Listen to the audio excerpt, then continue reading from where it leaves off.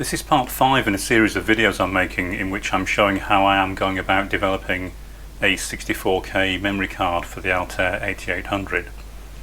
In the previous videos we got as far as being able to write data into the SRAM.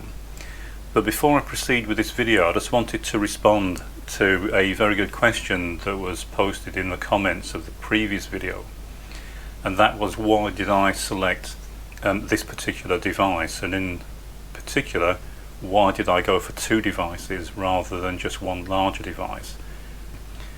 In the video I stated that I did this solely on the basis of cost.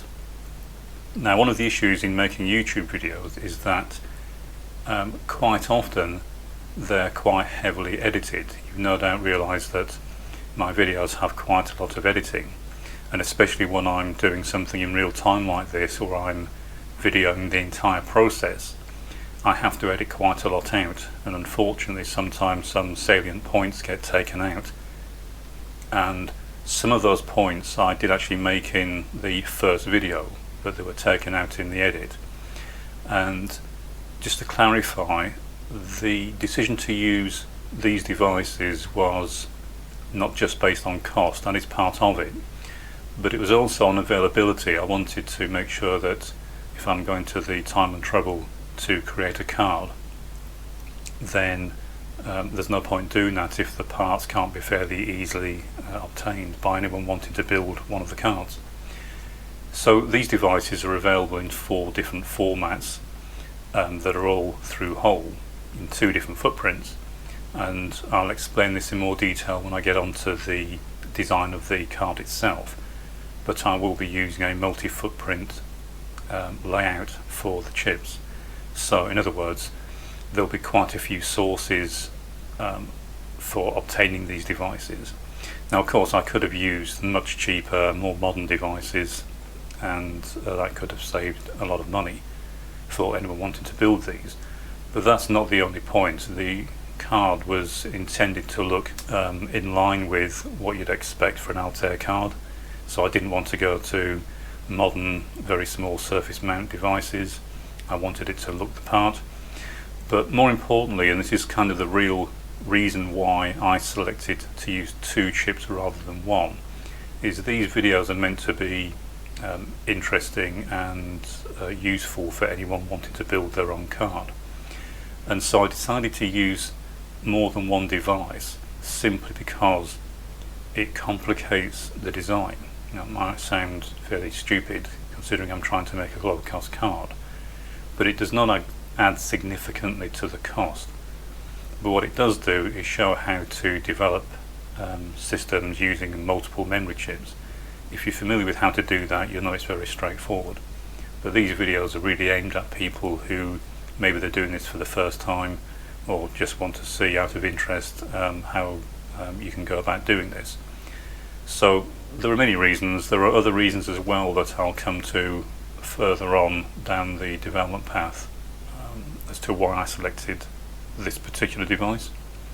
But that's fundamentally why I went for 2 devices. It's availability, and also it makes these videos far more informative rather than just sticking one huge SRAM in the middle of the board and then not worrying about having to decode it or anything like that. The final schematic we end up with hopefully will be a far more use to anyone wanting to duplicate this process. Okay, so on to the progress in the project. As I said, in the first 4 videos we got as far as being able to read and write into the ROM, but we couldn't see that on the Altair because there was no output buffer fitted. So I've now fitted the output buffer. So it's a very simple device. It's just essentially an 8-bit latch with 2 inputs that control it. One's a clock that enables us to latch the input data into the latches, and then the second is an output enable line. So they are tri-state outputs, and of course we need that because we're feeding onto a common bus. And then these 2 lines are controlled through the logic on the board. Now, the observant of you will see that I have further simplified this part of the design. So as I went through the logic analyzer output, I realized that I could simplify this, and also I wanted to optimize the timing within the board, and I'll come back to that in a few minutes. It is quite important, and I wanted to have this board as stable as possible. So we'll look at some of the signals on the scope in a few minutes, and hopefully it will become clear what I'm aiming for with this board. Okay, so as I said in a previous video, I did originally think about connecting these devices directly to the data bus, but decided not to do that for a number of reasons, partly so I could show how to use an output buffer, but also because I wanted these chips to be protected from damage, and also it just makes the entire board timing and configuration much more straightforward. Okay, so that's the design as it stands at the moment. What I'll do now is demonstrate that this entire setup is working as it's supposed to. Now that we have data being fed back out onto the data bus of the Altair, we can use the front panel of the Altair to test whether the board is working or not. I've still used the analyzer to check it internally to make sure that all the timing is correct, but that's probably getting a bit boring for people watching these videos, so we'll look at the front panel of the Altair now, and I'll demonstrate the board actually working in its current form. Now I would say at this point I only have data lines 0 and 1 hooked up, and I only have address lines 0, 1 and 2 hooked up, so we can only access the first 7 bytes in the RAM chip, and we can only modify the first 2 bits in each byte, but we'll see that on the front panel of the Altair. Okay, so we're looking at the front panel of the Altair. There is no memory card fitted at all. This is just the collection of breadboards, and the CPU card is of course plugged in as well. So I'll power up the Altair, reset it, and we can see it comes to life in what we'd normally expect to see with just random data showing in the RAM. Now remember that we're only able to modify the lower 2 bits because the rest of the data lines aren't connected.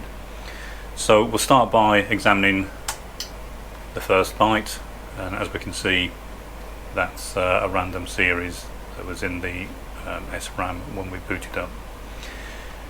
But all the switches are down, so if I try to deposit data, we can see that the first 2 bits at least initially seem to have done what we'd expect. If I set the data switches to up and deposit again, we can see that again the lights have done what we'd expect. So what I'll do now is just deposit a sequence of values in those first 2 bits, and then we'll see if we can retrieve what we put into the RAM. So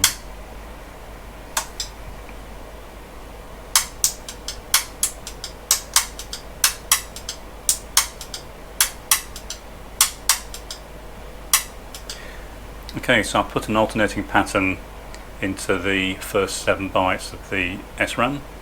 So we'll examine that. If I now go through what we've just stored, we should see that alternating pattern reproduced as we go through each address. And we can indeed see that. So I'll now do the reverse. I'll do exactly the same sequence of alternating lights, except the opposite way around.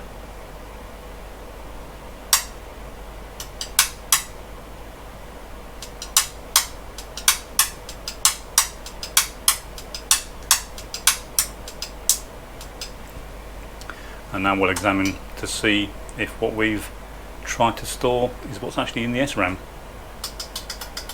And indeed we can see that it's able to store the data we're putting in. And just to again fully clarify that we can modify all the bits, I'll set them all back to 0 and examine them all, and we can indeed see that the memory is doing exactly what we'd expect. Now anyone familiar with the Altair will know that doing this even on a professionally made memory card can sometimes be a bit difficult depending on exactly where you plug the card in, and to have it working this well when it's just a cobbled together collection of breadboards with wires going everywhere is a good sign that we will end up with a fairly stable card. So in other words, the timing is not critical amongst each of the different parts of the schematic, and I will also be putting in place some noise reduction design steps in the board design, so we'll be able to look at that in the next video when I start the board layout. But at the moment it's looking very promising, and on the analyzer all the timing looks exactly what we want it to be. There's no critical timing, and there is no signal reflections or echoes within the system. Just to clarify that further, I'll now move the camera and we'll look at the scope, and I can demonstrate the signals that we're actually seeing on this card. And calling it a card is of course just currently a collection of breadboards. Okay, so looking at the scope screen, if you haven't seen my videos on the issues of Altair 8800 backplane noise, then it might be worth reviewing those first before you look at the signals on this particular design, just by way of comparison.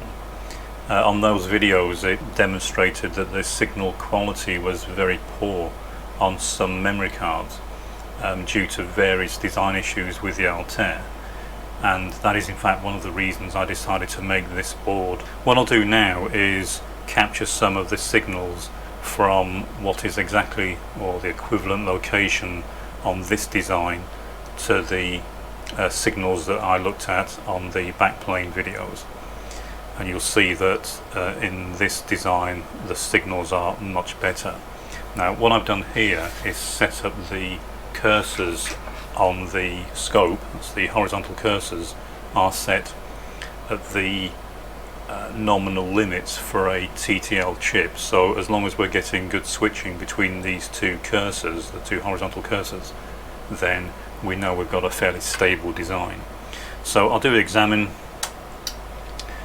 and you can see that the signals look quite good.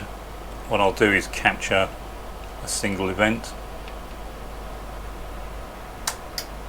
and you can see that the quality of the signals we're getting is extremely good.